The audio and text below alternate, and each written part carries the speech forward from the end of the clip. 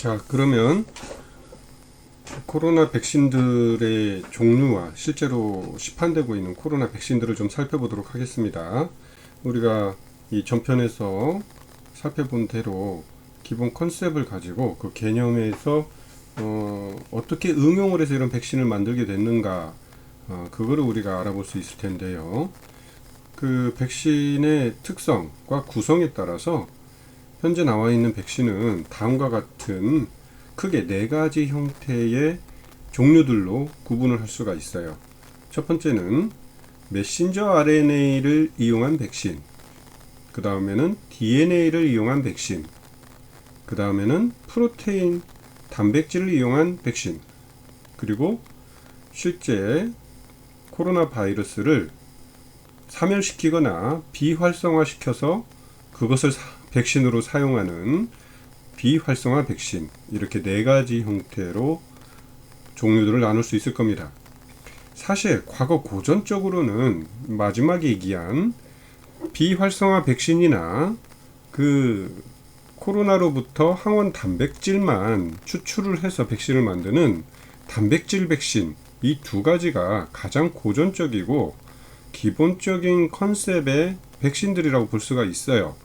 그래서 기존에는 다른 질환들, 인플루엔자 백신도 그렇고, 간염 백신도 그렇고, 우리가 실제로 응용하고 임상적으로 사용하는 백신들은 이 비활성화 백신 혹은 단백질 백신이라고 볼 수 있어요.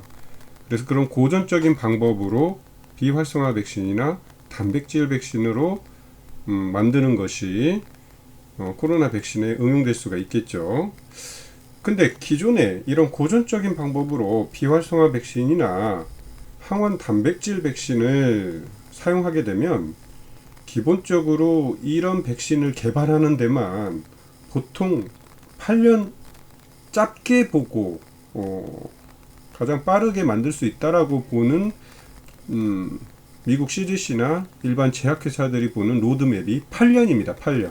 그리고 좀 보수적으로 보는 데는 14년을 얘기하고 있어요. 그리고 8년에서 14년, 얼추 10년 안팎에 이 백신을 개발하고 실제로 상용화하기까지는 그 정도의 시간이 걸린다는 거죠. 그리고 그 기간 동안에 막강한 실험 비용이나 임상 시험 비용, 그리고 많은 환자들, 이런 비용들과 시간들을 생각하면 이 고전적인 비활성화 백신이나 항원 단백질 백신이 얼마나 만들기가 어렵고 승인받기가 힘든지를 알 수가 있겠죠. 그래서 이번 코로나 백신은 기존의 고전적인 방법이 아닌 이 코로나 유전 정보가 들어있는 유전 물질을 가지고서 백신을 만드는 이름하여 유전자 백신이라고 하는 새로운 형태와 그리고 새로 시도하는 형태의 백신을 개발하고 그런 형태, 그런 이론들을 이용해서 백신들을 만들었습니다. 그 형태에 따라서 코로나 백신의 메신저 RNA를 이용한 RNA 백신과 그거를 DNA로 합성을 해서 사용을 하는 DNA 백신, 이렇게 크게 4가지 형태로 구분을 할 수 있을 겁니다. 그럼 각각을 하나씩 살펴보도록 하죠.